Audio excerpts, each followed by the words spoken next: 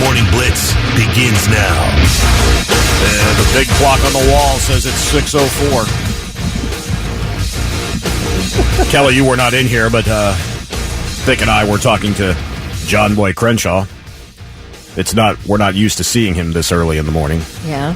He has a voice. A deep, booming voice. Man, he does. You can't escape it. If James Earl Jones and Optimus Prime had a child, it would be John Boy Crenshaw. And that reminds me, because Lewis and I talked about this after you left yesterday, Kelly. Of course, John Boy's on our sister station, New Country 103.9. Did you get a chance to meet Woody Johnson? Yeah. Yeah? We were talking about... We've met before. Oh, you had? Oh, yeah. I didn't realize that. Yeah, okay. Yeah. Of course, Woody, a legend in country radio here in Columbus. The other morning, there he was in our hallways. And I'm like, this is I can't believe I'm standing here talking to Woody Johnson. And he's back in Columbus, and he's on our sister country station, 103.9 FM, New Country 103.9, and he's on afternoons from 3 to 7 p.m. He will be here tomorrow for Christmas in July. Yeah, tomorrow morning. You can actually meet Woody Johnson. He also plays music from bands like Luke Combs and Luke Bryan and whatever other Luke is in country these days, as well as Morgan Wallen. And Jelly Roll. And Jelly Roll. I can't do that. My voice hurts. But dude's a legend, back to my barely man. hit puberty vibes over here. Dude's a legend, super nice guy. Already wants in our fantasy football, our company fantasy football league. You know, Kelly, you're all about fantasy football, how you dominate every year. Yeah. Can't wait. You're probably excited. We're a couple of weeks away from football talk. I know it's your favorite time of year. I don't mind Buckeye talk. I just don't really know much about anything else. Well, let me tell you about my game yesterday with the Buckeyes. No. I won 62-14. Oh. Will threw for 545 yards and 8 touchdowns. It was awesome. We got a rookie freshman, that was redundant. A freshman receiver named Jeremiah Smith. This dude's going to be amazing this year. If he's anything like he is in my video game. I think he probably is. Because if anything mirrors real life, it's video games. Man, I love that game. I don't know what you're talking about. I love that game. I can tell by the smile on your face. Kelly? Yes. How was Sneaky Sasquatch last night? I didn't play yesterday. What? I'm kind of losing my, passion. Wait a minute. You were excited about fishing the other day with Sneaky Sasquatch. Here's the thing, is that I keep getting busted by the park ranger and sending me back to, a place I don't want to be. And it takes forever to get back to where I want to be. And I'm like, this is wasting my time. What do you mean? Because I'm not good enough to know what I'm doing yet, and I don't have the will to start watching YouTube videos on how to get better. What are you getting busted for? Yeah. Well, you just can't run into the park ranger or he kicks you out. Oh. And for being I run a into Sasquatch? for being a sneaky Sasquatch and stealing everyone's food.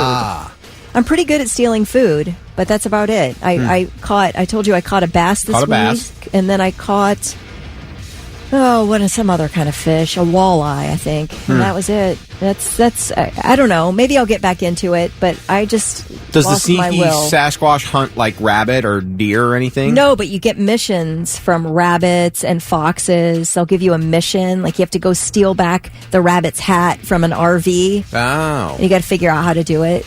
That sounds kind of fun. It is fun, but sometimes you sit there and you think, am I just wasting my life?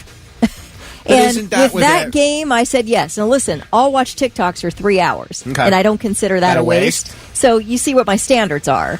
But for this, it's actually taking so long to get anywhere, I'm not having that much fun anymore. Well, I get that, because some people in my household are like, you're just wasting time playing video games. I'm trying to save the free world here. That's right. No, waste of time. I'm pro games, I'm pro videos, I'm pro TikTok, YouTube, whatever. I really am. I don't criticize it, but this particular game is taking me too long to learn. So some people just don't appreciate the fact when you got 4 guys behind enemy lines right now, they deserve your attention because, stuff has to get done. All right, Travis texted in 62-14. You better turn that difficulty up to pro. I know, right? I am on whatever novice over here. I am on pro, which one spot below Heisman level. I haven't tried Heisman level, but what I didn't say is that I was playing Ball State. See, that was the part I left out. Man, I killed St. Mary's School for Girls last night. It just was not even fair. 62-14. I let them have the 14. That was my first game. I'm still trying to learn, Can we go back to the Woody Johnson conversation? Yeah. All right. So he's on our sister station, and he was in Monday. So I walked up to him, and I'm like, oh, it's so great to meet you. And he's the one who said, oh, we've met before. Oh, really? Okay, guys. That is the most awkward, worst thing in the world, to realize that you have met someone before and you just were. It was he said, I think it was about 30 years ago. So I feel okay about not having a distinct memory about it. But the more he talked, the more I was like, oh, yeah, I think it was at a Winona Judd concert. Oh. But I felt embarrassed. So do you, what is your normal? Typically, I will greet people saying, it's great to see you. Because I don't know if I've met anyone in my past. Literally, when I see a person's face, I don't know if I've met you before, if I don't know you really well. So I typically say, oh, it's great to see you. You know, that's funny you said that, because I've had people say that to me, and then I'm like, I don't think I ever met that person before. They do it because it's a protective measure about embarrassing themselves, because I embarrass myself by not having a distinct memory of having met Woody Johnson before, and it made me feel bummed and embarrassed. And also, I wanted to kick myself because I typically don't greet people like that. I typically don't say it's nice to meet you. Okay. I get that. I get what you're saying. I don't know. Maybe I'm overthinking it. But I really like him. He's such a cool dude. Oh, he's a great dude. Yeah, because we worked together, I guess, probably back when you met him. Yeah. A long time ago. So we've got 3 amazing voices in here. We've got John Boy Crenshaw, we've got Woody Johnson, and we've got Lewis. So those deep tones. I have not got deep tones. Like, what? Are you kidding me? I confuse you with James Earl Jones all the time. Right? Often. The person with the best voice in this room doesn't like her own voice. Right. Facts. I always feel like when I'm getting overly complimented, you must. Something's going to come later? Something's coming later, a request. No, it baffles me that you don't like the sound of your voice. Kelly, who does? Does anybody like hearing their voice Crenshaw. back? Everybody in Blitz Nation will tell you that you sound the best of the 3 of us. That's not even a fact. It's not even a fact? Yeah, I mean that is a fact. Rick and I both have the wheezy laugh that we both take heed for each other's laugh. Yeah. Oh, I have a great laugh. People love my laugh. Rick and I both do the Could you stop laughing? Wasn't me that time. You just don't know, because we both laugh the same. My laugh's good. It's when I talk that I should shut up. Well, I mean, I feel like this whole conversation's really wound down. So, probably 5 minutes ago, if we're being honest. Right. Yeah. Let's move on. I think we have a trivia thing that we do. Maybe we should get to that. Yeah, we do. Oh, by the way, Louder Than Life tickets. We'll tell you how to get those right after Kelly's 7 o'clock news. Morning Blitz trivia. $25 to waterbeds and stuff. Be the first one to text in the correct answer at 99700. The amount of hours people work around the world. Each country has a number of hours that the people average per year. What country in this world works the most hours? Their workers put in the most hours annually. Tell us what country it is at 99700. Be first, get the gift card. It's 6:23 on your Morning Blitz with Thick, Kelly, and Lewis. Good morning. Good morning. On a Thursday, a throwback Thursday. Or just Thursday if you don't believe in throwing up old pictures to embarrass yourself on social media. That's fine, too. Did you do that? Not yet. Oh. Not yet. Should I put up my Not So Slim Shady picture? Have I? I think I did that already. I did that last week. I can't do the same picture twice. No. Not So Slim Shady. Joe Burrow had nothing on this guy. Are you like fat Elvis and skinny and thin Elvis? It's my picture from, go back a week on my socials. It's my picture. It's my throwback photo from last week. Oh, I'll have to see. It's terrible. Mm-hmm. It was a collection of bad choices all at once. I like that move, though, because most people are like, listen, I looked so good like 15 years ago. I need everybody to see how great I looked. But you're like, hey, I looked so bad 15 years ago. That's better content, man. Yeah, man. I'm not kidding. Yeah. Agreed. I'm the opposite. So we got a couple texts here. Christopher said, Kelly has that soothing motherly voice. Is that right? And Trashman Dave said, Kelly's got, by far, the best voice in Columbus radio. Oh, well, Trashman Dave, you're too kind. So. Tell that to the people who text in, boy, is Kelly annoying. And boy, Karen. Yes, boy, is Karen annoying. talk about not knowing somebody. Matthew said when he was 16, he was at a Jackal concert. And he sat right next to AC/DC singer Brian Johnson and had no idea who the hell he was until he got up with the security guard and left. Oh, wow. Can you imagine you're sitting next to Brian Johnson and you don't know it? Man. I did that with Garth Brooks once. Really? Swear to God. My college roommate, I would have been a freshman in college, maybe? Freshman in college. Couldn't have been much older than that. My college roommate worked security at shows. So I went there because he was going to get tickets for my parents to see Garth Brooks. And I was waiting there, and they were doing sound check, and I was sitting, like, they had just finished their sound check, and I was sitting in the thing. And this guy in a, like, warm-up suit and a ball cap was just sitting there talking to me. And he was talking to my roommate, too. And my roommate had blue jeans on. And we're just talking with this guy back and forth. He's asking us all kinds of questions about Cincinnati, and I'm answering because I had no idea. And then the guy, out of nowhere, he goes to my roommate. He's like, my roommate, Tim. He goes, listen, I just want you to know, man, I really appreciate what you're doing tonight, but I like it if all my people wear black, meaning black jeans, not blue jeans. And I'm like, your people? And he's like, well, yeah, I'm Garth. And, like, reached out and extended his hand to shake his hand. And I'm like, well, son of a bitch, had no idea. Do you think he was sort of cluing in the more you talk that you had no clue who he was and he really needed to rectify that? No, because fast forward to 2008, I was at Shea Stadium in New York City for Billy Joel Last Play at Shea, and I was downstairs in the green room with all the artists, and I had about a 35-minute conversation with Garth Brooks about politics, baseball, and talked about that very moment that I first met him. So, like, yeah, he was just down-to-earth dude. But I had no idea. I mean, I was 18, maybe, at the time. It's a young pup.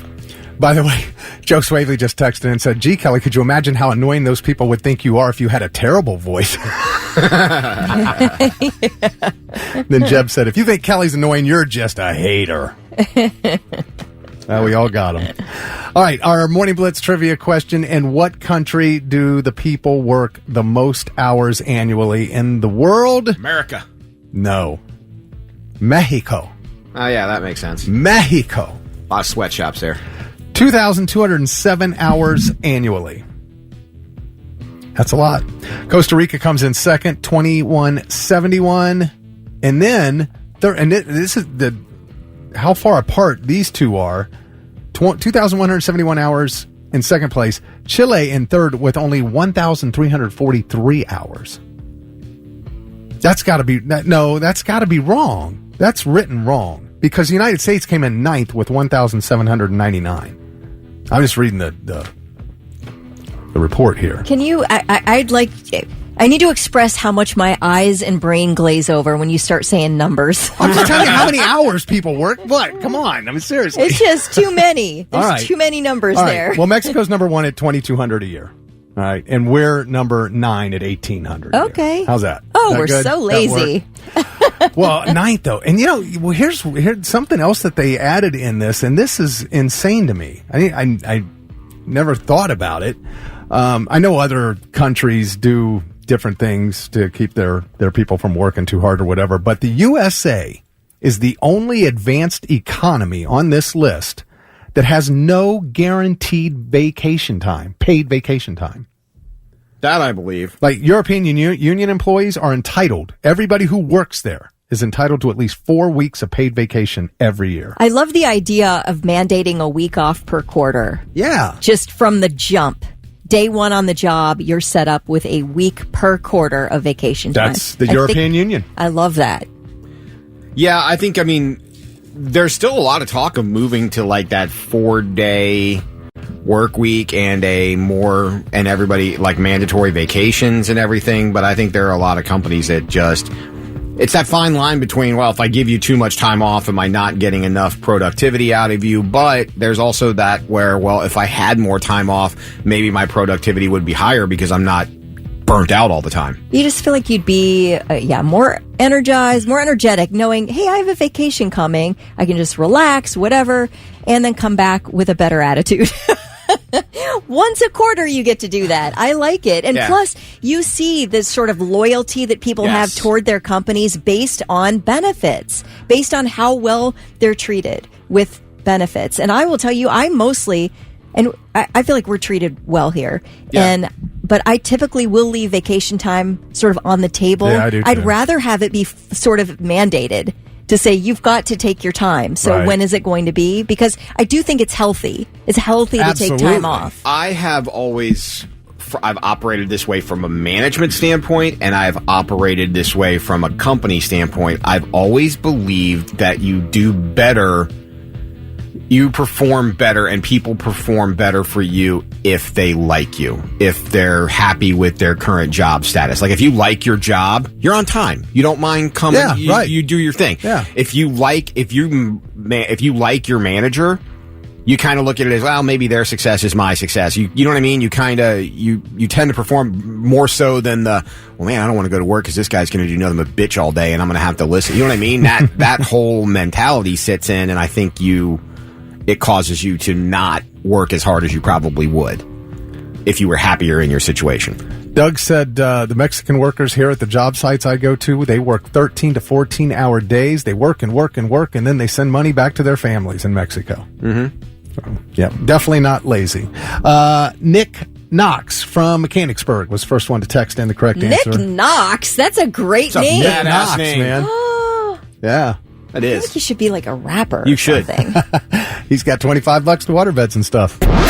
It's the Morning Blitz. And now it's time for I've Got Something. Let's see if these dummies have anything worthwhile for us.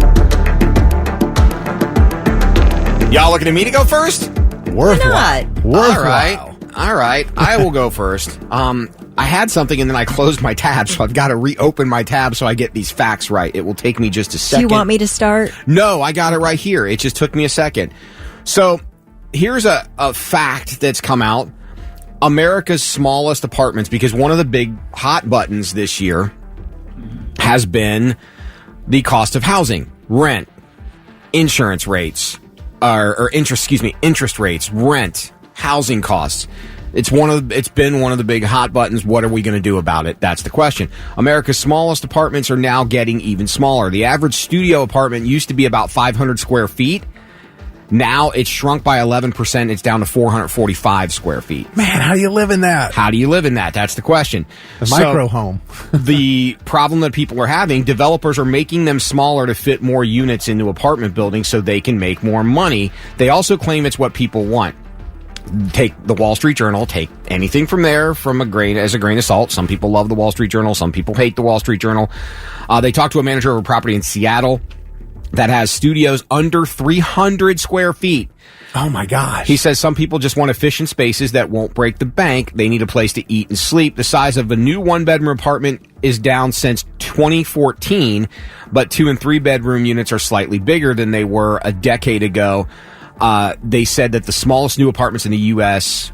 were in Seattle, 661 square feet. Gainesville, Florida had the most space at 1,173 square feet. All the while, rent on all of the above has skyrocketed. Yeah. You know what the average rent in New York City is? $3,000 a month. $3,783 a month. And that's not even the most expensive. Bridgeport, Connecticut at $5,641 a month. Which is insane. That's nuts, man. Insane. Who can do that? How? I don't even understand that. So you want less space and you're paying more money to get it, depending on where you are. And it's just, you're kind of forcing people into a minimalist lifestyle. Yeah, well, yeah. And some people are trying to live that. They got the bed that folds up, like stands up into the wall and all that stuff. And, I mean, out of necessity, though, do you really want that?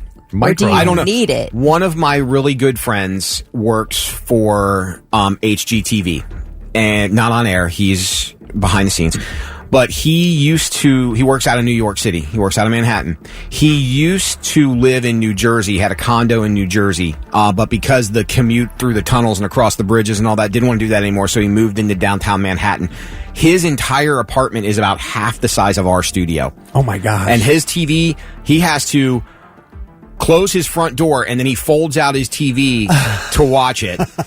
And then, like, the bedroom is like a wall separator in the back. His kitchen is like mini fridge stuff. Like, that's how he lives. Yeah. And I'm like, I would have to sell 95% of everything I own to fit in this place. We do have too much crap, though. You know that? We all have too much crap. But yeah, he has the same thing you're talking about, the Murphy bed and, the closet and everything. I'm like, where's your car? Well, I only need it on the weekends if I drive out of town, so I store it in a garage across town. I'm like, that's the dumbest, most insane thing I've ever heard anybody do.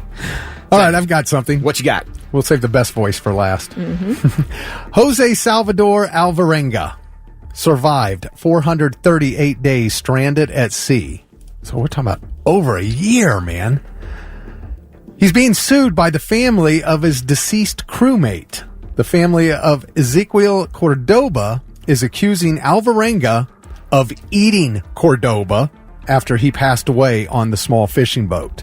When Alvarenga was found and underwent medical examination, there was no proof that he engaged in cannibalism. Alvarenga insists that he survived by catching fish, birds, and turtles. Cordoba's family is seeking $1 million. And all I could think about was Alive, the soccer team on the jet that crashed in the mountains, and they ate each other. Cannibalism. So I already know whose thigh I'm taking a bite out of in this room if something were to happen, that life was to go sideways. Well, I'm not saying, because I don't want you guys to start being afraid of me, but we all know that I probably am maybe the boniest. Well, I'm not good eating. Let's face it. You're going to want to go with Lewis. You guys can both offer and make a case for yourselves. No, you want to go with Lewis because he's younger. Younger always tastes better. How do you know? Because with any animal. Hannibal Lecter? No, any animal you eat, whether it's cow, pig, deer, doesn't matter. The younger the animal, the more tender the meat, and the less greasy the meat. I'm pretty greasy. Yeah, but I'm gonna be greasier. So you got to go with Lewis. I'll let you two fight it out. Whoever loses, Lewis is have a fight of who's going to get eaten. Lewis first. Is going to taste better. Period. That's it. All right, I've got something, you guys. I think most of us remember the Tokyo Summer Olympics 3 years ago when gymnast Simone Biles dropped out to deal with an anxiety condition she termed the twisties, where she was getting completely lost in her flips and twists. And because of the level of difficulty of the trick she was performing, it was a huge danger for her to continue. So she dropped out. It was shocking. People calling her quitter and all that stuff. It was really a terrible time for her. It was all connected with her mental health, and she's gone through a ton of therapy since then, and that has helped her come back. Of course, she is qualified for the Paris Games as an all-around, but she and her coach made sure with Team USA that if she needed to opt out of competing in all 4 events in the finals, she could. So at the time of the USA Gymnastics finals, she is allowed to say which event she's competing in which event she might not be able to or want to. Wow. That is a new thing for her. She has full power to determine which event she wants. Basically, they're like, look, we've got 5 great gymnasts on this team. We only need 3. So if Simone Biles is unable to compete at the end in any of the events, she is absolutely permitted to withdraw. No questions asked. That's crazy. Well, hopefully she'll be able to. I hope so too. She had the same stipulation for the Worlds, and she did compete in all 4 events. But she said the reason she got the twisties is because someone from USA Gymnastics in the Tokyo Olympics told her that she was, quote, the team's gold medal token. And she said the pressure that put on her was unbearable. Yeah. It was a crushing amount of pressure, and then her brain just kind of lost it. That's the thing. People don't realize that you might be physically fantastic at something, but if you're mentally not all there, it makes it a challenge. Yeah. Interesting text. Doug said that I've been marinating in testosterone and tussin for years now. You know, that is true. That might impact the taste of the meat.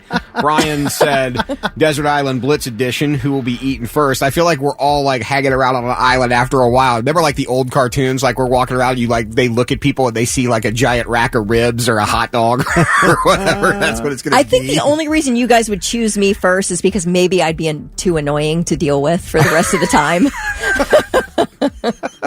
That would be the only reason. Otherwise, it's one of you two. It is. Hypothetically, let's say I had Rick barbecuing for a while, and you would go, I told you I wanted him cooked medium rare. This is medium well.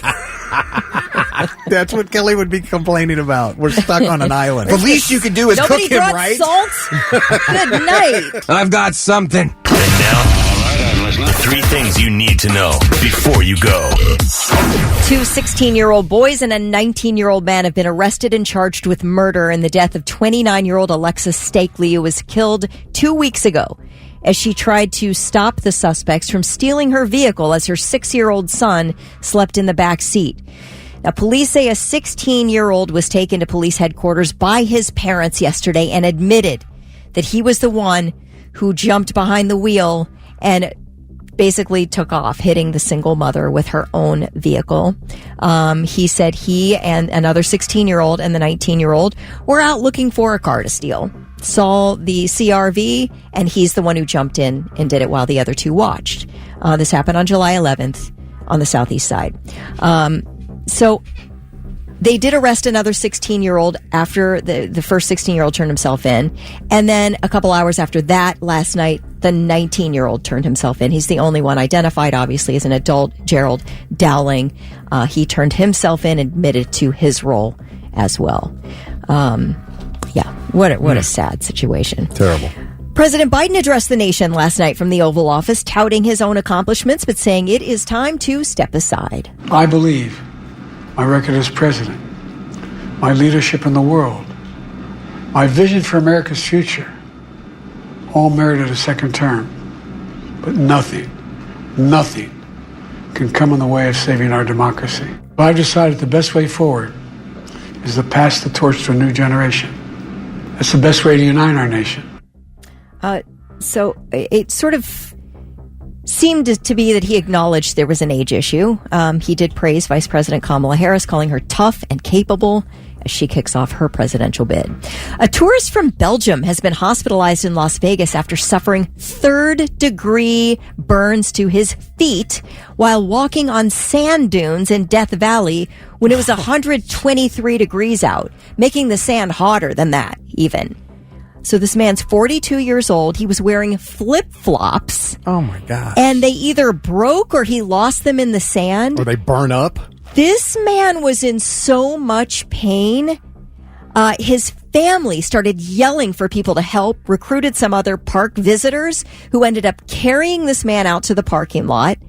It was way too hot for the hospital's med flight to land because apparently these extremely hot temperatures impact rotor lift, so they can't even land there to pick up this guy. Park rangers had to drive the guy to another landing zone that was a little cooler at 109 degrees. So they end up flying this guy out to the hospital. He is still in the hospital, recovering. Third-degree burns to the bottom of his feet. Why do you want to go there? Well, that's something I could not understand if you paid me. I mean, we know what it is. It's the hottest place out there. If you look online, you see that there are a bunch of people who really like to take selfies where they have like the temperature gauges, the thermometers, saying, look at me, I'm in 140 degree weather or whatever it is. There you go. And it's That's what you're doing for clicks. Yeah, I guess the experience to say you're at the hottest place on earth. I don't know, but it's a thing. Those here are 3 things. 7:08 on your Morning Blitz. It is Thick, Kelly, and Lewis. Good morning. On a throwback Thursday. What up? Not much. I know we are, a couple months away from Louder Than Life, end of September. So we've got roughly a couple of months. 26th through the 29th. Good lineup, though. Korn. Motley Crue. The Slipknot. Offspring. Falling in Reverse. Breaking Benjamin. Seether. Pretty good lineup. Dropkick Murphys. You got your chance to go. And if you want to go, you are listening for Alice in Chains to sing a song about roosters.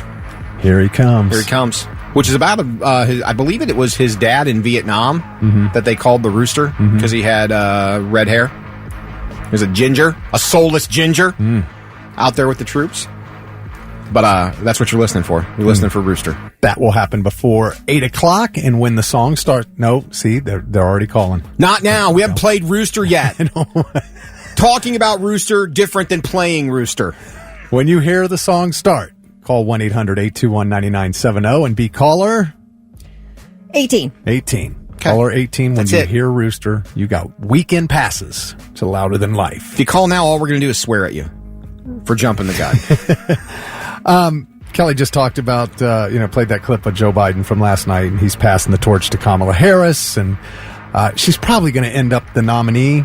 Well, but because of all this happening, the TV show Veep has increased, the streaming on it has increased 350%. Really? Well, it's funny because I don't have HBO at the moment. And so I was like, I wonder if they've put Veep on Amazon, because sometimes they put some of those HBO shows on Amazon streaming. And I'm like, did it go? Like, I have Amazon. Maybe I can watch it there. I really want to watch that again. I've seen it, I think, all the way through twice. Okay. I'm like, I'm due for a third viewing now. I really want to see it. It's so funny. I can see why you were wondering that, because the line of streaming has become very blurred these days. You can find content on, because I stream Disney Plus, Max, Paramount Plus, and I'll tell you what, there's stuff from Warner Brothers that is on Disney Plus right now, which used to be unheard of. There's stuff that would be considered something not Warner Brothers on Max right now. Like, the lines have blurred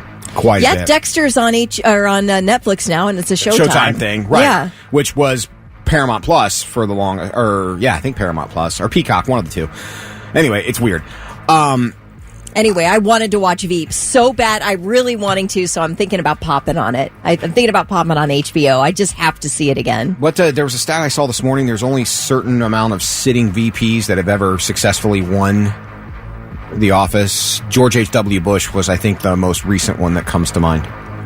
That was a sitting VP that ran. I think he's the one. Oh, wow. Okay. I think it's only like 4 or 5, but I think the most recent was W's dad. Because he was Reagan's VP. Yeah, because Gore lost. Wow. Biden was Obama's VP, but he was not sitting when he ran. Right. There was a 4-year gap. Yeah, between Hillary ran. Right. Yeah. With Kane. Well, anyway, with Veep, the show, there's a clip from the show that just fits perfectly with what's going on right now. Here it is. POTUS is not going to be running for a second term. Oh, my God. I'm gonna Whoa. Ma'am, give me the straight poop here, just for real. It's totally real. Oh, thank you. Thank you. Can we make it public? No. No, you gotta wait for POTUS to make a statement. Okay. Ma'am, of all the places that I have liaised, I have enjoyed liaising here the most. We're going all the way. And for the record, ma'am, I always believed in you. Well, I have to say that I believed in me, too. Of course. POTUS, he knew the gig was up because all turned the party against him. I mean, it was just, R.I.P. Otis. Just complete sinking. No, he had to go. Together, we are going to make history. Simpsons predicted it, too. I've enjoyed liaising for you the most. You know who that character is, Jonah? Yeah. He's this little weasel? Kind of a slimy weasel, yeah. Oh, yeah, you just such a kiss ass. Oh, my God. No, they called him Jonad. Did you guys watch the speech last night? Yes. I did, too. Yeah. I felt like he was... I have always believed that office is bigger than the person that sits in the chair. For example, sure, it's an institution. All the stuff happened between Bill and Hillary back in the day, I 100% will go to my grave believing that a conversation took place in that room with Bill, Hillary, and a bunch of high up deep state government people who said, I don't care how embarrassed you are, you will not divorce the president of the United States while he's in office. I think that conversation happened. I think there was a conversation between Joe Biden and a bunch of higher up people that said, look, dude, for the benefit of the party, you're going to do this. And I think it was kind of, because he didn't come across any different. I mean, obviously, Rick and I were just talking about how he's clearly lost a step in the last 4 years. I don't think his demeanor was any different than it's been in the last, 3-4 years? Easily? Yeah. It's been bad for 3 or 4 years. Right. So, I mean, I think he was kind of forced into that. Maybe. Move. We'll probably never know. 10 years on your Morning Blitz, 724 at Dick Kelly and Lewis. Good morning. Acne. I'll deal with it. Acne. Some of us, even though we're getting older, still deal with it, which is annoying, but it happens. Used to be, you did everything you could to hide it. Concealer, baklava, whatever. Baklava? Isn't that what the pullover face mask? Oh, balaclava. Balaclava. I'm like, sorry. You're using Greek dessert to hide it? What are we doing? Hungry this morning, right? Anyway, yeah. You trying to knock off a 7-Eleven? Nah, just got a bad acne Well, have problem. you seen the cute little stickers that people use now all over their faces? That's what... Yeah. They're really super cute. If you're a young kid and you've got zits, and you cover them up with these cute little zit stickers. Are you going to shame me if I come in one day? Why do you have stickers on your face? No, I Aren't they invite cute? it. I'm inviting it. I want to see it. Then you'll have a new picture for Facebook that you haven't posted before. No. It sort of feels like a female thing. I've only ever seen females doing it, but hey, you could really enter the male market. Kelly, in today's world, we don't just do that now. If you're a male and you want to put star stickers on your face to hide zits, no, I'm sure men completely do. I just acceptable. usually see videos with girls doing it. Yeah, like this girl I'm looking at, she's got they're little stars like that a teacher would put on your first grade paper. Yeah. You put these little colored stars, and By the way, they're just putting stars over the zits, and it's like so they're basically embracing it. Like, well, this is life, so. we don't condone shaming in any way, shape, or form, but if you're the burly dude that's riding his motorcycle into the automotive shop this morning and you put the star stickers on your face to hide zits, I would like you to document that and please let us know how that goes when you get there. Just out of curiosity. Oh, my gosh. Hey, Fred, what's up with your face? What is it, man? This is the way we deal with it now. Oh, okay. Jeez. Yeah, I don't know, man. Because you're right. We did. We tried everything to hide them. Hide them. And what's his name? Dr. Pimple Popper? Oh, that Isn't that show? a guy? Yeah. Is that his name? Yeah, I Dr. believe so. Pimple Popper? Is that his name? I believe so. But, I know somebody who, loves to watch that. But, and there's a lot of people who do. I know one person personally who does, but that is very popular. People like to watch zits get popped. I don't understand that. That's a thing, though. Some people are like, if you have it on your, hey, can you pop the zit on my back? Can't reach it. Oh. Not doing that. Not quitting There Gary. are some really, really cute pimple patches. There's stars with faces, smiley faces. You can do just about anything. Is there a skull and crossbones? Or metal horns? Metal horn? That'd be neat. Corner that market? Yeah. Oh, Dr. Pimple Popper is a woman, said Derek. No. Drew said the stickers are specifically acne medicated. My Yeah. 16-year-old daughter uses those, he said. Yeah, they're pimple patches. All right. Derek, have you ever felt yourself in the need to try one of those stickers out? If you have them in your house? Just asking. Steve said we need to bring back bullying. This is ridiculous. We can't do that, Steve. No, we can't. You can't bully somebody over something they can't help. So if this is how you're going to deal with your acne with some patches on it and you can feel good about yourself going out, why would you not encourage that? But do you draw more? It's cute. Here's the thing. I'm asking. I'm just asking. I'm not insulting anyone. If someone you were in class with had a giant zit, you saw it, right? There's no avoiding. You looked, you saw it. And you didn't care. Does the sticker bring more? And you didn't care. Thank you. That's what I was getting to. But the sticker brings the same attention, right? Because you're going to go, why do you have stickers all over your face? Yeah, but the sticker's cuter than a big festering zit. And it's curing your zit, evidently. Yes. So, but I think that's the whole point. Now, when we were in school, like you said, if I saw a big zit on your face, I didn't care. I was like, okay, whatever. But the person who has that zit are just sweating all day. They can't stand it. They know it's there. They think everybody's looking at it. Mm-hmm. And nobody cares. Right. But so they're just embracing it. I got to deal with them. So I'll put this on. It's going to cure it. And it's cute, I guess. Derek says he scars his face like a real man. So you got to, what is on your face? Had a zit, cut it right open with a razor blade, took care of it. Madison said, I'm 32 and I use the clear stickers at night. They work so good. Okay. DR says, dude, my wife's all about the pimple stuff like that. If she sees a stray hair, she wants to pull it out. Basically, she wants to cause me as much pain as possible. I'll tell you what. I don't know. I don't know how things work on the female side of things, but I know when you reach a certain age as a dude, you start growing nose hair. And let me tell you, there is no pain like pulling nose hair out with tweezers. If you ever tweeze out a long nose hair, like that will change your world in a matter of 2 seconds. Oh, and then you can get one of those little things to take care of your nose hair without pulling them out. I have one of those. But sometimes you'll get guys know this, sometimes you'll get one long nose hair and you just tweeze that bitch out. Oh my God. Like your life will stop for a matter of seconds. Do you know that Betty White, when she was acting, she said if she had a scene where she had to cry, she would reach up and pull a nose hair out. And that would help her cry. So, yeah, I get that. Yeah, that is a different kind of pain. Yeah, Todd says his wife's obsessed with watching zits being popped. Man, that's something I just don't get.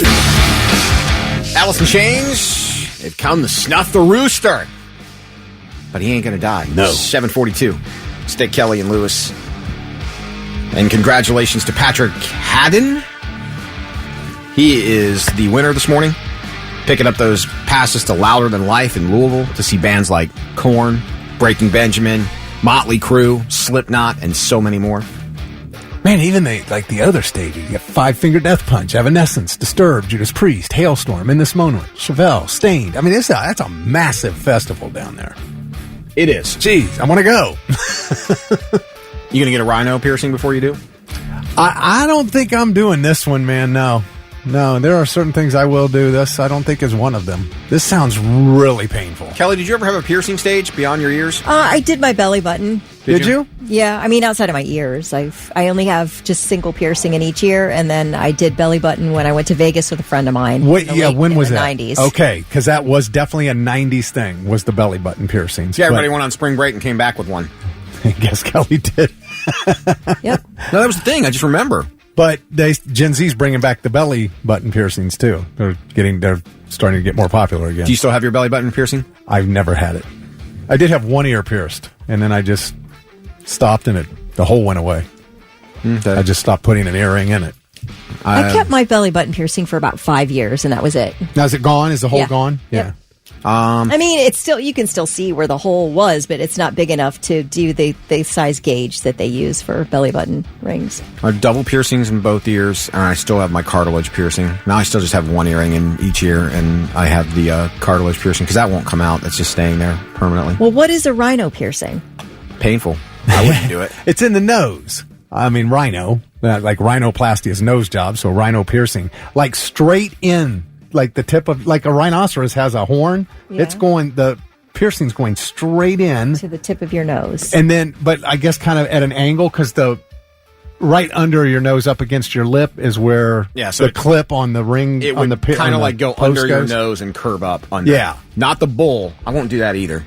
That's just an excuse for somebody to grab when you're in a fight. So, like, if that was coming in on your nose, the other end would come out down here, like it would curve down, and you'd put the clip over to keep it on. Okay, so it goes in the tip and then comes out underneath your Picture the C. Yeah, gotcha. Yeah. Okay.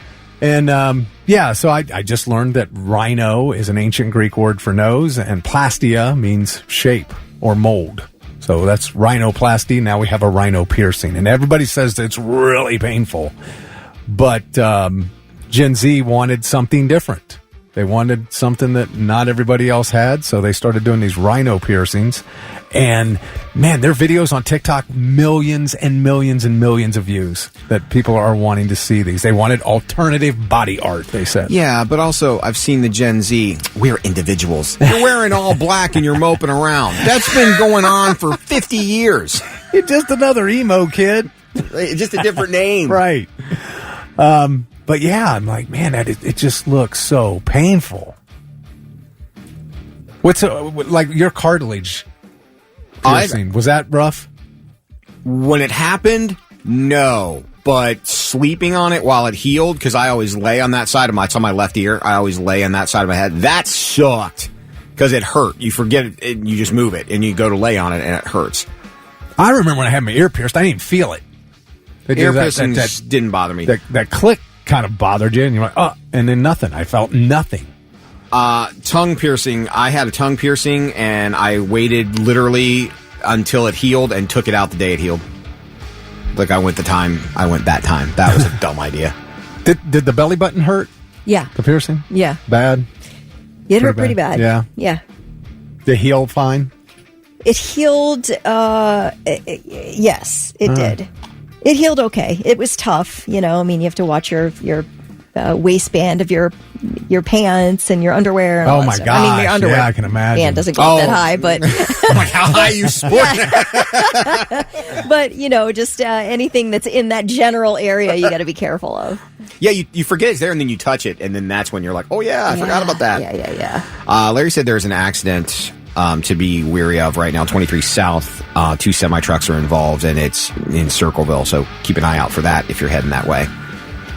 Yeah, interesting piercing thing.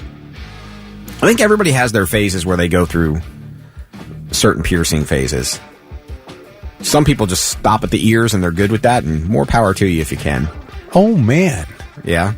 So yesterday you guys were trying to get me to agree to break dance if we had a certain amount of donations. Mm-hmm. Doug says if I have to break dance tomorrow, once we reach that amount, you have to get in Rhino piercing. That's a terrible idea. Right? Horrible idea. Good. So we're done with all that talk. Breakdancing, great idea. Rhino piercings? No. Steve said he'd like to tell Gen Z to get rid of, or to bring back low-rise jeans and get rid of those ugly mom jeans you all wear. 1,000%. I'm on board with that. That's a great... If you could bring... Actually, good question. If you guys could bring back one fashion trend from your reckless youth, what would you bring back that you love to wear? I mean, Kelly, I'm guessing you probably just wear whatever's comfortable and you could care less about a trend. Is it some kind of commentary on my clothing? No. Because that's what I heard. I do have high-rise pink pants on right now. But so. but you are unapologetically who you are. So you would... Again, I'm hearing Kelly, you don't... No, I would see you wearing whatever you wanted regardless of the trend. That was not meant as an insult. That was meant as if you're comfortable in it, you're going to wear it. Huh, I guess. Or not? Do you follow? No. Yeah, I mean, I don't like to look... I like to have trendy clothes.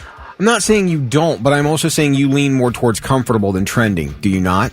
Yes, always. That's what I was I'm not going to be say. uncomfortable right. ever. That's what I'm trying to say. Yeah. So if the trend were ridiculously can barely peel them off of your self-tight jeans, you would not be walking in sporting. That's what I'm trying to say. But you were talking about old trends coming back. Yeah, if there was something you could bring back that you loved, that you were comfortable in, what would you... I absolutely love the knee-high socks. What are they called with the tube socks, knee-high tube socks, and Chuck Taylors. I love that look. Like the Avril Lavigne I would type? wear that, yeah. I absolutely would, like a sort of a skater vibe. Yeah. I am always really attracted to that look anyway. Okay. Like even as an older person, I try to achieve something similar that doesn't make me look like an idiot. Stephanie said, get your hands off my high-rise pants. And Dave said he would bring back bell-bottoms. What would you bring back, Rick? Would you bring back the parachute pants from your breakdancing days? Those were cool. I don't know. How about a no fear shirt and a members only jacket? No, I'm kidding. Just kidding. I don't know, really. I can't. Shorts over sweats? No. Can't do that one anymore. That was terrible.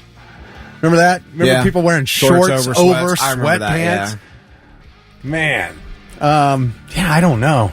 I don't know if there's anything I'd really, as far as fashion trends go. It all comes around again eventually. It does.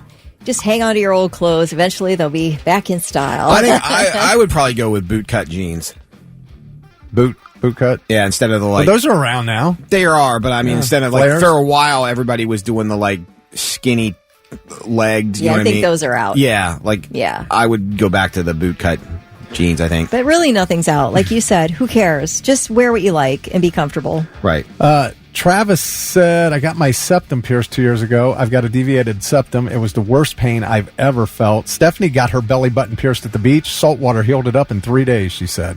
Wow. Goose said, get 3 holes pierced in your nose, and there you got a flute. Justin said he'd bring back tribal tattoos. Jeff said skater shoes. Shadow said if I ever leave my piercing phase, I would, but my piercings are part of who I am, so I'm not going to get rid of them. That's fine. 1,000% fine. Elephant pants, said Dina. Yeah, that's Skechers. Goose said Skechers in the 80s. He said leave Skechers in the 80s. I don't even remember Skechers in the 80s. John said sweatpants with Juicy on the back. I'm not sure. Dude, that was always so weird to me when you'd see like a 12 or 13-year-old girl. Juicy couture, and she'd have Juicy on her ass. I'm like, what are you doing? What? It's just a brand name. I know. Well, but there's other ones too that say sexy or whatever on their butts. I'm like, man, you're going to get some unwanted attention. Well, maybe they did want to. You can still buy them. They're still being sold. Emily said 80s male crop tops. I'm wearing one of those to Full Throttle Thursday tonight. And now, all right, I'm listening. 3 things you need to know before you go. Well, one of the 2 people injured in the attempted assassination of former President Donald Trump at a Pennsylvania rally is being released from the hospital. David Dutch recovered from his injuries and has been discharged. So that's great news. James Copenhaver was also shot and injured. He remains hospitalized in serious condition. And of course, we know a former fire chief, Corey Comparator, was killed in that shooting. The city of Columbus is looking to take over control of our favorite neighborhood eyesore, the former Eastland Mall. City Attorney's Office is planning to file a motion to take ownership of the closed shopping center and put it under the management of a receiver. The current owners are being fined $1,000 a day over a number of code violations that have gone unaddressed for years. The owners of the mall say they're going to oppose the receivership, and they claim they're currently trying to sell the property. So they should be able to make an attempt to do that. How long have they been being fined now? Yeah, years. Oh, years. My gosh. Yeah. Have they paid any No, of it? They have not. Well, a YouTube show about toilets with human heads is fast becoming one of the most valuable franchises in Hollywood. It's called Skibidi Toilet, and its creator, Alexei Gerasimov, is working with leading independent Hollywood entertainment studio Invisible Narratives to expand this YouTube short series into a product lines and a potential television and movie franchise similar to the Marvel Universe or Transformers. And in fact, filmmaker Michael Bay, who did the Transformers movies and Armageddon and Pearl Harbor and all those giant movies, he has signed on to this Skibidi Toilet project. This is how big it is. Skibidi Toilet has amassed over 65 billion views on YouTube last year alone. In 1 year, this franchise amassed 65 billion views. It is one of the most viewed content on the platform. It is incredibly popular with Gen Alpha. These are kids born after the year 2010. So we're talking young, very young people. Yeah. It tells the story of toilets with human heads, engaged in a war with people who have CCTV cameras for heads, speakers for heads, and televisions for heads. So it's this weird sort of animated show about this war between the Skibidi Toilets heads and other people with different kind of heads. It's bizarre. I've watched a couple of them. I must say, I guess I can sort of see the appeal. It's wild. It's the weirdest thing. But they already have a machine in the works to be promoting Skibidi Toilet. Skibidi Toilet themed toys will be hitting store shelves of every major retailer very soon. They say there's a huge deal that the company has with Bonkers Toys.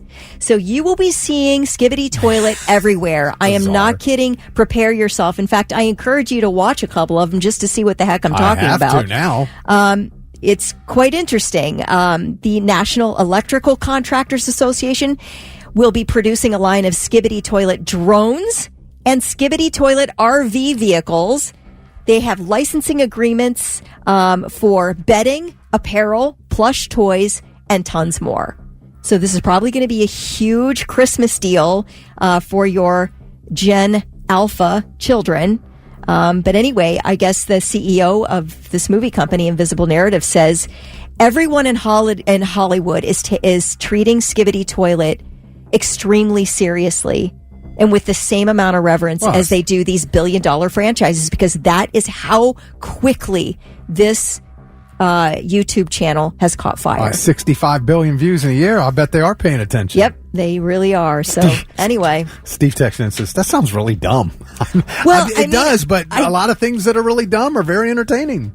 Yeah. I mean, it's interesting. I'm sure if you have the Gen Alpha kid, you probably already know what it is. Mm-hmm. But for those of us who don't, it's news to me. I'd never heard of it, and it's wild, you guys. Well, I mean, there's a bunch of 10-year-olds watching it, it sounds like. Yeah, so. And a bunch of 10-year-olds are going to drag your butt to the movie theater to see this entire franchise when it comes out. That kind of view, somebody's making a lot of money. Clay wants to get a count on how many times I said skibbity toilet. So just add another one there. Is it skip? Skibbity. Skibbity with a B. Skibidi. Skibbity. Skibbity. Okay. Yeah, I don't want to watch anything about a toilet seat. Yeah, it probably isn't meant for you, but, maybe if you have younger kids in your life, I guess. Don't. Okay. Well, then you don't have to pay attention at all. Those are your three things. It's your Morning Blitz. Thick, Kelly, and Lewis. I saw something that was staggering, and I want you guys to think about this, and then we'll come back and discuss. Same thing with Blitz Nation. I want you to think about why this could be. Feel free to go ahead and text us your thoughts as to why this could be. But I was cruising through my social feed maybe yesterday, and I saw a picture. I don't remember where it was from. 1 in 4 adults will stay single for life. Like, from beginning to end. Yeah, like not ever getting married, not ever, I mean, they didn't get into any detail. I clicked on it. They might still have some form of kids or family, but for the most part, they will remain single for their adult life. Wow. Which is kind of staggering if you think about it, but I kind of understand why. So I'm curious to see what Blitz Nation would think about this.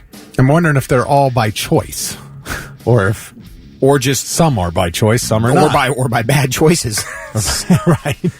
But think about that. Let that sit in, and let's come back and discuss this. Offspring on the Morning Blitz, 822, Thick, Kelly, and Lewis. So before we went to commercial and played Offspring, I said that I saw this thing that was sort of somewhat alarming. 1 in 4 adults will stay single for life. Why does that alarm you? I'm curious. Because that's a long time, and that's a little bit high. That's 1 in 4 is kind of high. 25%? But it doesn't surprise me. High for what? It sounds like a lifestyle choice. It is. What worries you about it? I guess I'm asking. It doesn't. Loneliness part for people. Loneliness is a big contributor to a lot of other things. Loneliness contributes to depression, alcoholism. Good point. You know what I mean? Mental health, mental stability. So in today's world where we discuss mental problems now, I think it's more prevalent than it ever has been before. What if you've never experienced such mental torture as you did when you were with someone? That's so you possible. decide that being single is a lot healthier for your mental health. I am the 100%. I will go to my grave believing one of the greatest lies you will ever hear in your life are the words, I love you. Because a lot of times... Wow. Now that's worrisome. A lot of times it does not. More times than not, it doesn't go as planned. So, and I'm someone who doesn't throw that word around. Like, I'm not that, you know how, like, you have that friend when they're younger, oh, I love you, and then 2 months later, oh, I love you, oh, I love you too, you know what I mean? Nah, I don't believe that gets thrown around. When you know it's real, then you can throw it around. You don't just throw it around because you've been in a relationship with somebody for a couple of months. Well, I would say for people who make the choice to remain single, that is their absolute choice. Sure. It's not something they've sort of had to just deal with as a result of just not finding a right person, but wanting to find the right person. Yeah. Somebody who's decided, you know what, I want to stay single. This is my choice. To me, it's like you have more control over your life, your finances, your lifestyle. That sounds like a very legitimate and it could be very happy life for a person who's set apart for that. I'm not like, I like being married. I love being married. There is a security factor for me. There's a companionship factor for me. There is a lot that goes into me not wanting to be single, and thank God I found a good person. And I think there are those people, too, that, like you, want to be married, but they are now married 4 or 5 times because they wanted to be married. So they on to one fails, on to the next, one fails, on to the next, and they keep going through that cycle because codependency is a real thing, too. I would just say it's more of a societal expectation just to grow up and get married and have kids. I will say for me, I chose not to have children. Charlie and I we made a choice to not have children. That's a lifestyle choice. Sure. We did not want children. Now, that's not what the norm is or the expectation. The expectation, that was the first thing people were asking. When are you guys going to have kids? Because we got married in our late 30s. When are you going to have kids? We're not. What? Nuclear family. But it's expected. Different generations have different reasons for not dating. Boomers, 73% of boomers enjoyed being single more than being in a relationship. 64% of Gen X, millennials, 59%, and Gen Z, 53%, enjoy being single more than being in a relationship. I'd say, too, the older you are when you make that decision, the more likely you've had bad experiences in your past that have led to that decision. The alarming one have more priorities right now. Gen Z feels like they have more priorities right now than being in a relationship. Millennials, 61%, Gen X, 65%, Boomers, 54%. Oh, they finally learned. Yeah. And they take care of business first. The primary thing that goes into that is single people. A lot of people, there are economic calculations that explain some of the shifts. Single people more economically vulnerable than married people. For sure. They pay more in taxes. They tend to have lower earnings and are slightly less likely to be employed. They're even bigger for single mothers with challenges like that. Oh my gosh.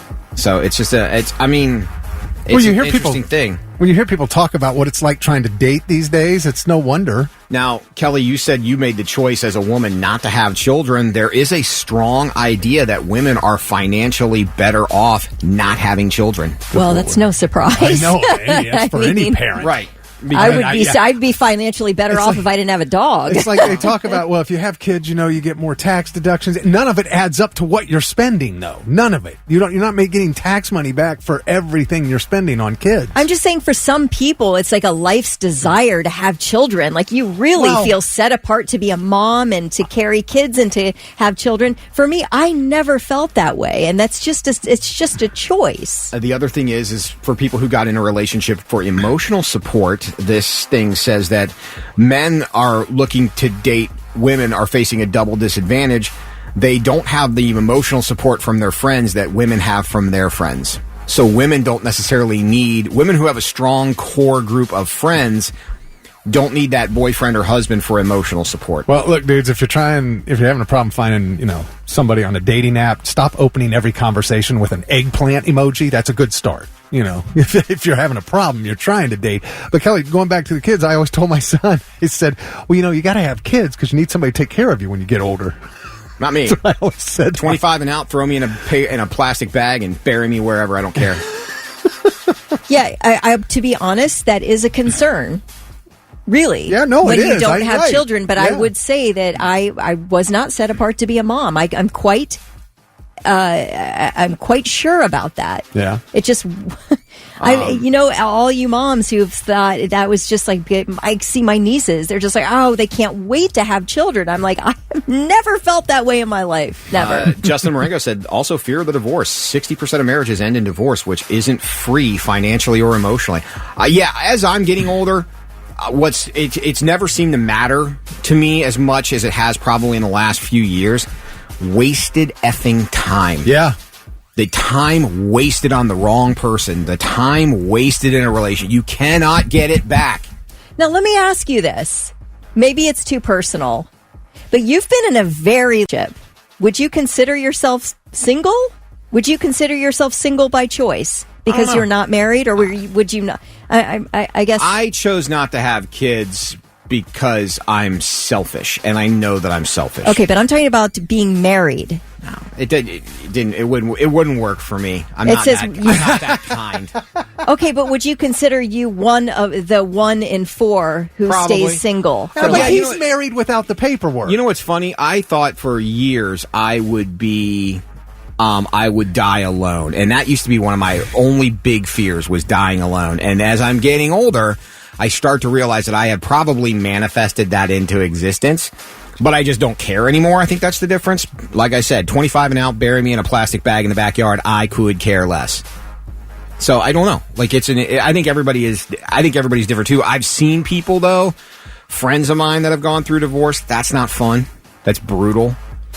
For people. You can carry it with you from childhood, too, if you had a weird family situation and divorce or violence or anything like that. People carry that with them. Absolutely. And I mean, I go, wow, I look back at the life that I know, the time that I've wasted on the wrong person. What about them where now if you've got kids, you've got an everyday reminder of the time you wasted on a wrong person because you thought that was going to work out differently than it did at the time. And it just, that's a lot of baggage to carry around for people. Like it really is financially, emotionally, and then you have the kids. A lot of divorced people play the kids against one another. So, I mean, there's just a whole different, layers and layers and layers of stuff that you have to go through. Yeah. A lot can go wrong, but a lot can go right. Sure. I mean, if you're lucky enough to find the soulmate, then yeah. And if you're lucky to find someone that is like-minded, but it's that's the thing. Don't marry somebody who's not. One thing I've always said, if you love something, like if you love football. Set it free?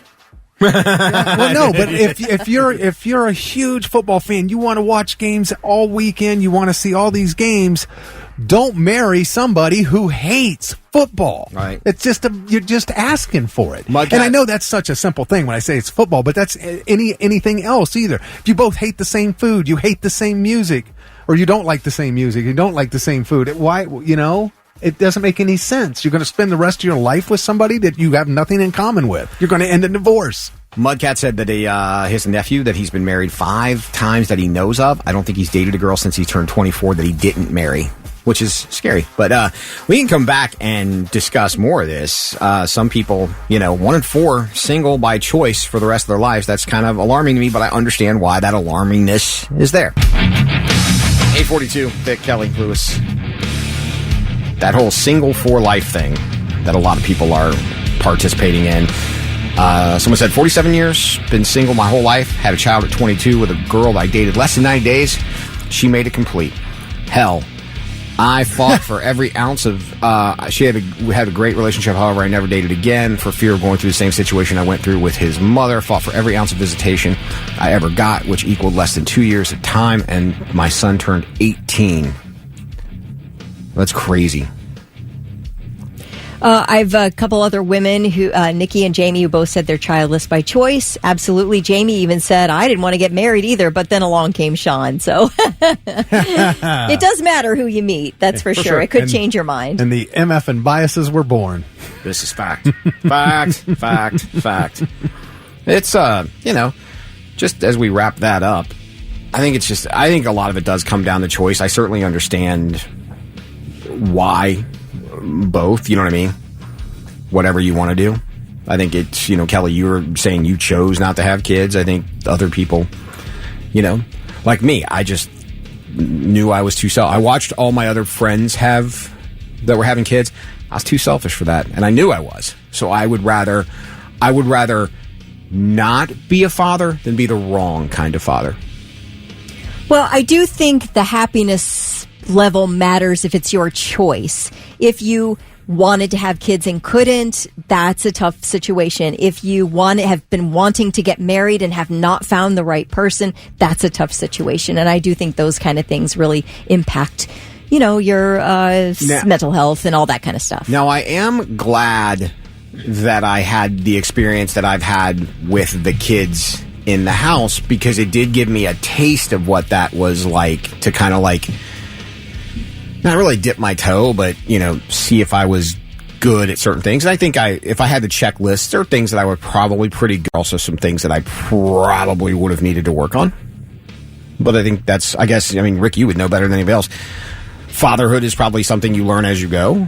Oh, for sure, man. So my kids are all grown up, moved out, married, and I'm still learning. yeah. Yeah. No, there's no, they can write all the books they want, man, but there's no perfect manual, believe me. Well, and I think every situation is different. There are some people that have been able to divorce with dignity and have great relationships with their exes and great relationship with their kids. And then there are other situations where the kids get turned into pawns in somebody else's game. And that is the absolute worst thing you can do. I have one of my friends that has gone through that, and it's not pretty. If it doesn't work out, that's fine, but don't use your kids, and because kids grow up to learn the truth for sure, and people do lie to their kids all the time. And I promise you, those kids will grow up and they will figure things out. They will learn what really happened, and it can come back to bite you in the ass. Let's lighten the mood. Oh, no, go ahead. Well, I was going to say, Brandon sent in a great text, though. You talk about deciding not to have kids. Birth rates are below sustainment levels now, and it's not always a choice, but if we don't have children, civilization will die. All right. Settle down. Yeah, but if you've seen some of the children, perhaps that's for the best. Well, okay. So I've read about the population of the planet. We're at 8 billion, and it's projected to hit 10 billion eventually, but then it's supposed to turn around and start falling. All right, I think we're good. with 10 billion people. Well, you can fall off at a great rate, and we're still going to have millions and millions and millions of people around. I understand that. But again, then you go back to the sperm level. The sperm count levels are falling because of forever chemicals. That's what they believe is what's causing it. So if those sperm count levels keep falling, we won't have to worry about it. Nobody will have a choice anymore because if you can't reproduce. Keep drinking that Mountain Dew. You keep drinking your tap water. That too. Let's lighten the mood. Are you guys, the Olympics start, 2 days? Next day? They're already underway. Opening ceremonies are tomorrow. Are you excited? Yeah, heck yeah. I can't wait. Breakdancing. I'm excited. I love Summer Olympics. I love diving. I love gymnastics. I'm really looking forward to it. Our soccer team got smacked yesterday. They always do, though. The men's team? Yeah. They always do. Well, sometimes they're decent, even a couple of years ago when they were good, they weren't quite that level of good. Is there any event that you're excited about? Definitely the breakdancing. I like the gymnastics. I always watch the gymnastics. I watch some of the soccer, basketball, like volleyball. Yeah. I don't really watch much volleyball. What about you, Kelly? Diving and gymnastics. Oh, diving. Yeah, diving's awesome. Do you think they have the same appeal that they used to? The Olympics? Yeah. I do. I don't. And the reason is because back in the day, we only had 3 channels to choose from, and there was one major event happening during Olympics years, and it was the Olympics. That was our choice of good things to watch on TV. So we were all watching it. That's why I asked, because I know NBC has been making a big deal of having the Olympic coverage for however long now, but you don't really need NBC because of all the stuff that you can see online and the time difference. You don't need to sit at prime time anymore to watch the Olympics. Yeah, it used to be an appointment, a gathering point for your family. I think it's absolutely a lot different these days. Well, I think it's smart for NBC to not just limit it to nighttime coverage of some events. They've got it on the cock. Yeah, and they've got other, they'll put stuff on CNBC. They own other networks, and you'll see there'll be multiple channels showing stuff all day long. That's what I mean, though. But because of that, does it have the same appeal? Are you as excited about it as you might have used to be? I like it better now because I can watch stuff live rather than wait until 8 o'clock at night after I've already had somebody spoil it for me. Okay. You know what I'm saying? Yeah, sure. So to me, that makes it better. I have nostalgia for the old way of viewing when it comes to the Olympics. Nostalgia from families sitting down and watching the gymnastics competition together. That makes me nostalgic for that, but I will absolutely still watch. But they kept the results from us. You didn't you had no internet to go on and find out or have things get spoiled. When it came on in the evening, you had no idea what happened yet. So that was cool then, but now all the news is out there. It's like if you don't see it live, you're going to know. So the Olympics is finally catching up to other sports because sports was the one thing that most people view live when it happens. It's the one. Yes, it's the right. one. A lot of the other, like a lot of some of the best TV shows, they go based on the streaming numbers because if that premiered Tuesday night, you might not get around to watching it till Thursday. Sports was always the one thing where if that game starts at 4:05, you watch that game starting at 4:05. But now that the Olympics, with their coverage everywhere, the Olympics was the one thing that, that event happened at 9 o'clock this morning, our time, but we're not going to see it till 8 o'clock at night till you sit down in front of the TV. Now you can essentially watch it in real time. Yeah. Which is a first for the Olympics, because that never used to be that way. I like that. I mean, it depends on what time it's on, obviously. If it's on at 3 o'clock in the morning or even 8 o'clock in the morning, I'm here. So... But yeah, like when the Olympics start, when I get home, there'll be stuff to watch, like live. So, yeah, I asked the question because I was just curious to see if, because of the way we consume our content now, it's so different, isn't it? Yeah, if it has kind of diminished the shine of what used to be the Olympics. In some ways, I guess, probably. I guess to each his own, but... Now, do you like the summer games or the winter games better? I'm a summer games.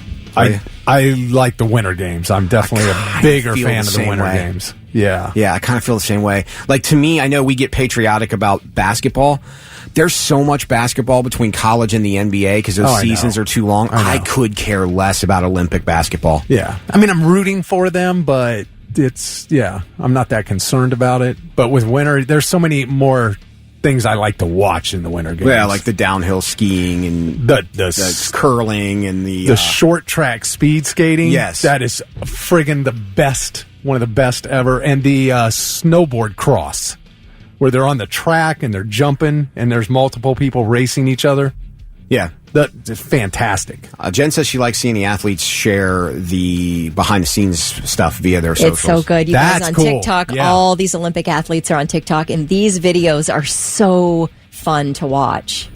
TC said the men's soccer team is the U23, so nearly all are under age 23. Yeah. And he said they did get beat bad, but it's not concerning.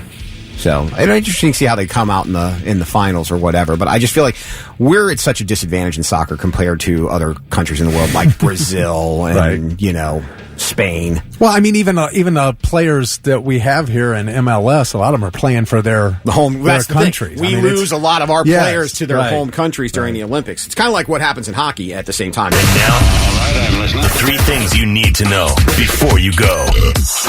Well, residents in Northeast Ohio got a scare yesterday after the emergency sirens went off at the Perry Nuclear Power Plant.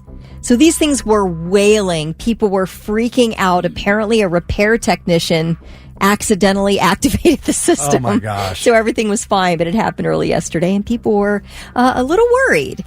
Climate activists glued themselves to the ground at Cologne-Bonn Airport in Western Germany yesterday, forcing officials to cancel 31 flights and divert 6 others from landing. Police say 5 people with the group Last Generation cut through the perimeter fence, went onto the taxiway, attached themselves to the asphalt with a mixture of sand and glue.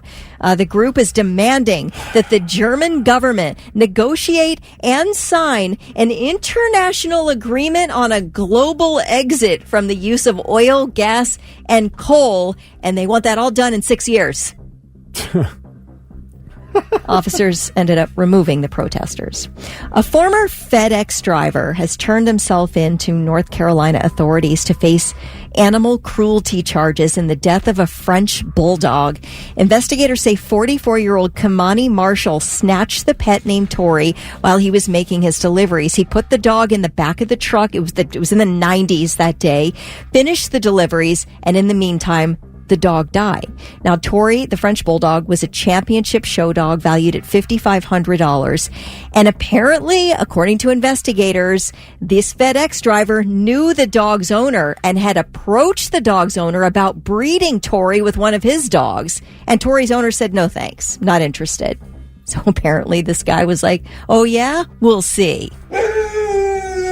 Tori was stolen, Tori died, and Tori's little body was not found until a week later in the back of that FedEx truck. Dang it. This guy has since been fired and is charged with larceny of a dog and cruelty to to animals. Wow. And those are your three things.